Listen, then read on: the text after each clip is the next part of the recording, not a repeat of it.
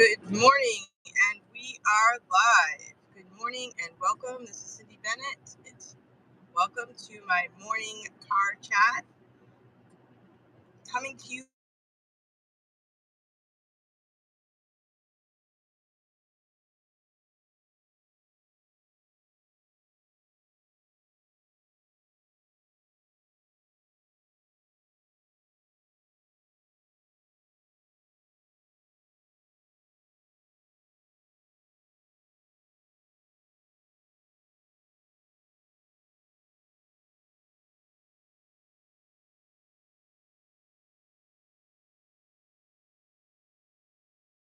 and we are going to be voting this morning on some bills. And I just thought I would talk a little bit about the adventure of the New Hampshire State House. So this is kind of new to me.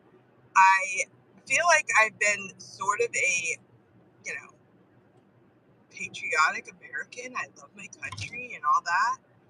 But, I've studied the Constitution, I've learned American history and all that stuff. There's still a lot of things I didn't know, and I've gotten to know more about how the government works in our state and also in the country and in our town. So I've been serving on the school board in our town, and I think I have a couple more meetings left and I'll be done. We have town elections coming up March 11th, and will continue with my library trustee position, which is also an elected position. I'm on the ethics committee, and school board will be done. I'm also a New Hampshire state representative, and that is new within the last, since November 8th, I was elected in. And so I am also teaching. So today I have a substitute in my classroom, and I'm headed up to the State House, and we are going to vote. Now, in New Hampshire, there are 400 state representatives, and they represent their towns. And some people, because they're smaller towns, they might represent more than one town. They might represent a district or an area. And so we're going up to the State House, and we will meet up. And during the last several months, people in the State House, state representatives, have put together some bills, things that they think that we need to either improve on something or make a rule about something. And in New Hampshire, we call them RSAs. And I will have to look that up. I have looked it up before. I can't remember the exact words for those letters at the moment. And they are kind of laws that are put in place by the New Hampshire legislature. And so thank you for coming to this video. I appreciate it. Thanks for the thumbs up. And I'll be going up, and what happens is at a certain point they say, okay, we're done making the RSAs, putting them together. They get their researchers to put them together and all the wording and all that. Then they put them out to committees. There are several committees that will review every single bill that is presented. And I was on the Foreign Affairs and Veterans Committee, so I was able to hear some bills. I think we had like 26 bills or something. We would do a few a day, and then we would hear testimony about the bill, and then we would come together with an executive session, which was just the people on the committee. We would talk about it, and then we would vote on it. And if the vote was completely unanimous, like everybody voted yes or no for this bill, then that bill would go to the consent list. So that's just saying that everybody on the committee voted for it, and we all agree.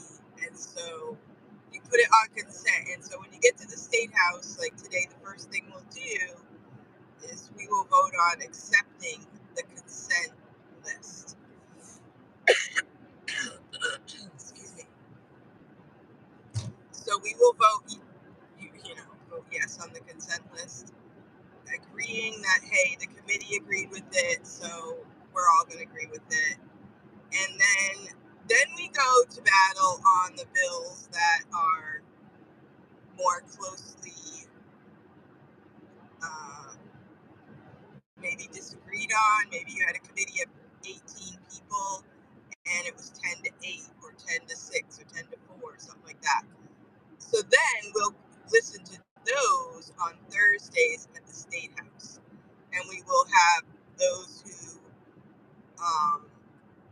presented the bills or sponsored the bill, they will talk about it, or they will appoint someone else to talk about it.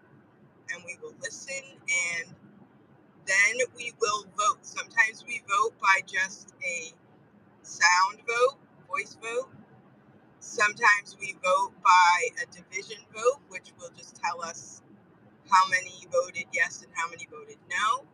And sometimes we will vote by a roll call vote, which means that this vote will go down in your record as how you voted. So it's an interesting process, and we have voted on some important bills. I think the first day was mostly just really easy ones, and I think as we go along toward the end of the time, we should be done probably the end of April, maybe, doing all of this work. But I think that the harder ones are going to be toward the end. I think they keep pushing some of the more controversial ones, harder ones to hash out, pushing those toward the end, I feel like. So we have information given to us. I don't know how they did this before the internet, because it's kind of nice. We can get the information about what we're going to be doing, what bills we're going to be voting on. We get that information ahead of time. Also, when we get to the State House, we will get information from our caucus. We will have a meeting at the State House with all of our caucus. All the Republicans will meet together, and all the Democrats will meet together in their situation. Usually, we meet upstairs in the main representatives hall, and usually the others will meet in the cafeteria downstairs, and kind of get a plan of attack for as a group. We talk about different things, housekeeping things between the groups. So it's been kind of interesting. I'm driving up to the State House now, and I have a special license plate on my car that says that I can park in the special parking garage. It's kind of it's a kind of old parking garage and a little bit, like, I hope this is safe type of thing. But I guess they're building a new one, so that's nice. And we also have a easy pass given to us so that we get through the tolls without having to pay out of pocket.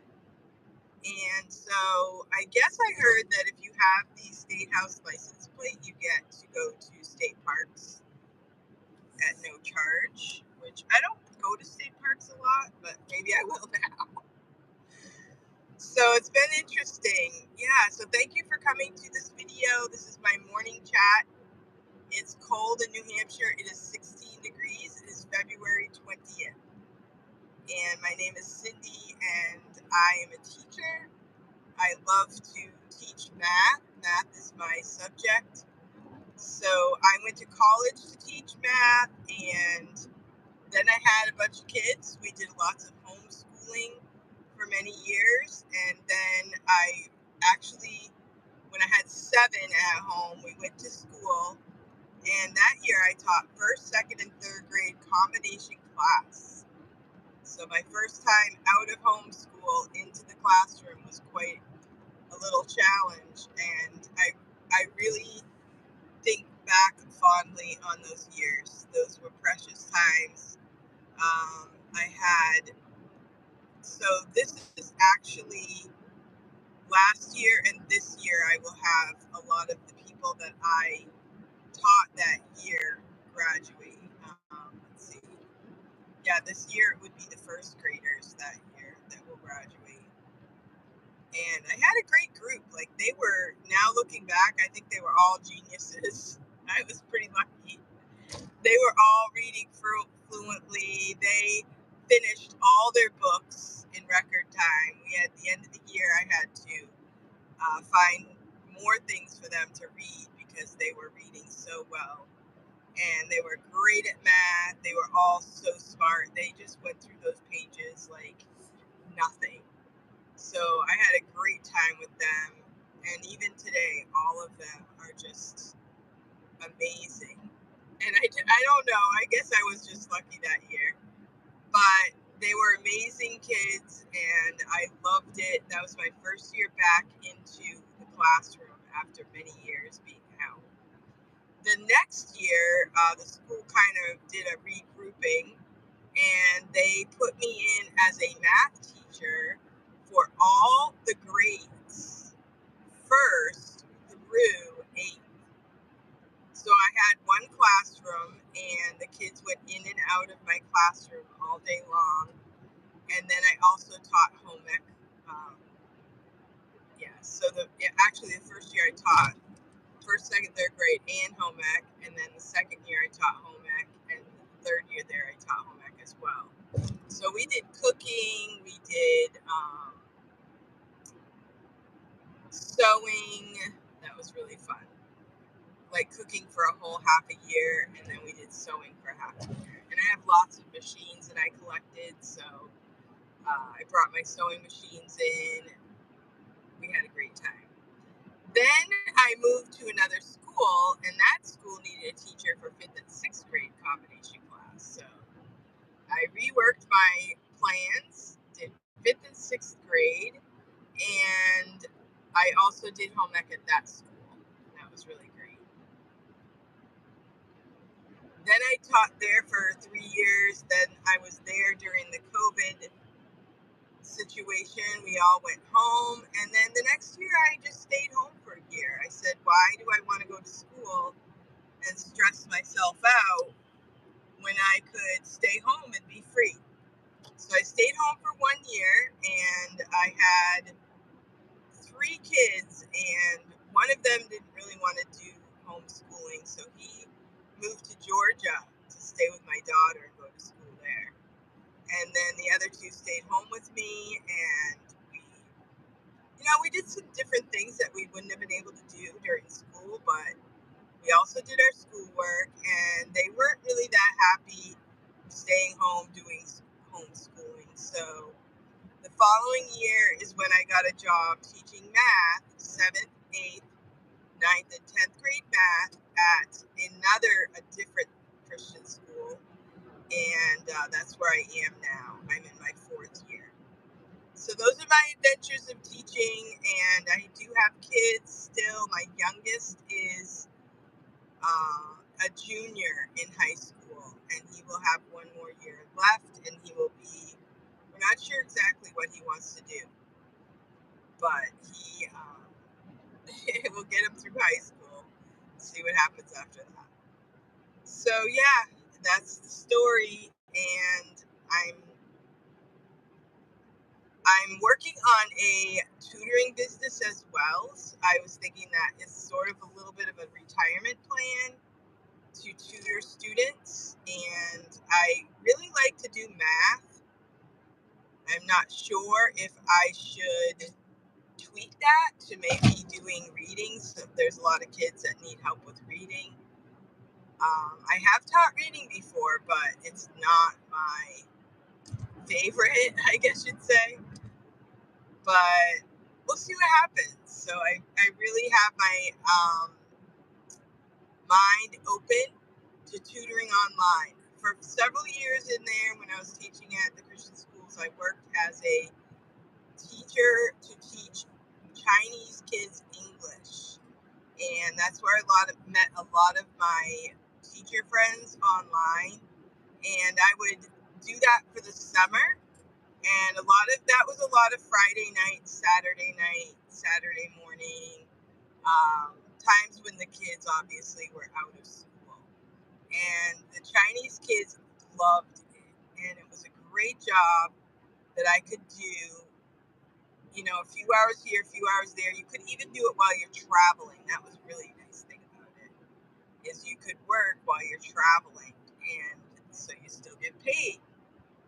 Because it's always good to know that you're going to get paid when you work. So yeah, it was a lot of fun, and I feel like with tutoring, I could sort of be able to do that. But the nice thing about teaching kids in China is that you get up early, you get a few hours of teaching done, and that's it for the day. Where if you're tutoring kids in America, you got to follow, regular daylight hours, right? So that was what really kind of worked for that online teaching job, was that it was hours that you normally would be sleeping. It wouldn't cut into your day. And so we'll see what happens. I think maybe I would really like to do that. I also taught a little bit on outschool.com, and during the COVID, that was really nice because you can teach whatever you want. I taught yarn crafts, I taught piano, I taught bread making, and it was a lot of fun. So thank you so much for coming to this video. I really appreciate it, and I look forward to seeing you again. I hope that you have a great day. Please give me a thumbs up, and I'll see you next time.